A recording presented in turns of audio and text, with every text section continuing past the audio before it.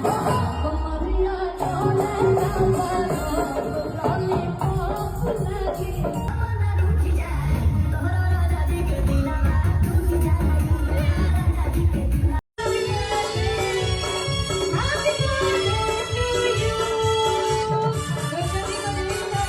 आप लोग देखा तनी जा जी भर के देख लीजा एक बार फिर से पावर स्टार पवन सिंह महिमा सिंह के साथ दिख रहल बड़े जी भैया।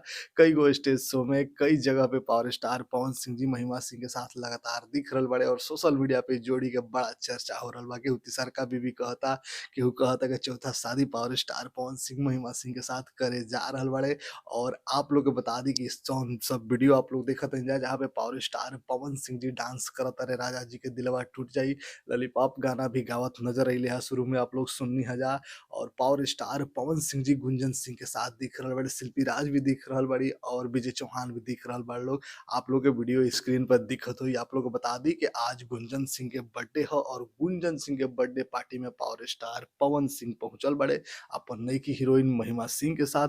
जहाँ पे पवन सिंह जी खूब मस्ती कैले बड़े, खूब डांस कैले बड़े, खूब गाना गैले बड़े जी भैया। जौना के कुछ तस्वीर कुछ वीडियो क्लिप आपनी के सामने निकल के आइल बा, सोशल मीडिया पे धीरे धीरे वायरल हो रहल बा, आ रहल बा।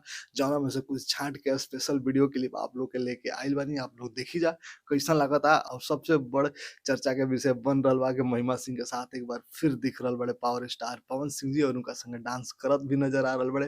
गुंजन सिंह, शिल्पी राज और विजय चौहान भी पवन सिंह के साथ जम के डांस करत नजर आ रहल बा लोग। आप लोग वीडियो तस्वीर आप लोग देखत हइन जा कैसा लागल तस्वीर। गुंजन सिंह के हैप्पी बर्थडे लिख के बधाई भी दी जा। और पावर स्टार पवन सिंह की लुक और पावर स्टार पवन सिंह के और महिमा सिंह की जोड़ी कितना पसंद करत हइन जा, का चाहते हैं जोड़ी के बारे में अपन राय और अपन विचार नीचे कमेंट सेक्शन में जरूर दी जा। जय भोजपुरी एकता।